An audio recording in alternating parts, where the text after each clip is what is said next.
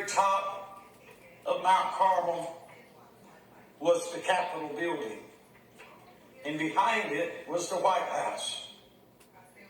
But you had to get to the Capitol first to get to the White House. The Capitol and the White House was on a higher hill above where we were standing on like a plateau. It was a flat place, but it was another little higher place. And there were thousands of people as we looked out across everywhere. And we could still look out and see the riders, the horsemen, they're coming. I knew that the people that we were looking at was American people. There was a path on 4 sides of that mountain that would allow you access to the Capitol building and the White House. It's like there was a big ravine between, and you had to cross across a path to get over the big fall that was there, like a huge gap between the mountains. And on the way over, there was 4 paths on different places to reach the buildings. But the hill that the Capitol and the White House was on was occupied, had been took over. And the occupants had destroyed, there was the bridges, 4 places. They had destroyed the bridges that led over to the top of the hill. All of the men and women of God were speaking to America, telling the things that would befall our country. As we all looked ahead at the coming horses and chariots, we knew that in the natural, we was outnumbered. There was no way we would defeat the oncoming enemy. It was just too numerous of people, too numerous of the enemy. On the one side of the hill, there were servants of the Lord in high places that was drawing the attention of the ones that had overthrown the government. It's like they was doing things to get their attention while we come up on the other side. And I knew it was telling me that the Lord was going to use things to get their eyes. They're not going to be able to see what God is doing.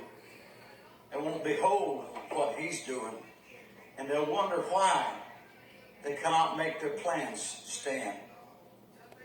I know that we're in that day. The Lord is fixing. He's going to show up in such an awesome way. We're in the end of time that He is going to show He is God. And He's going to put the faith back into people's heart. That's why He did what He did in Egypt. But as these had drawn their attention on one side, all the rest of us, we took a brick at a time. That really stood out to me. We'd take one brick at a time and building that bridge back. Rebuilding the bridge across the divide. There were so many things that was against us in this dream, in the natural, that we could not accomplish nothing. They were all in. Our enemy, they were all in. They had put all they had, using all their resources to take control of the country. Man-made famines. I mean, you could start seeing the list as I stood there in the dream. We knew that the crops was being messed with. Our food was coming tampered. They fixing to try to take away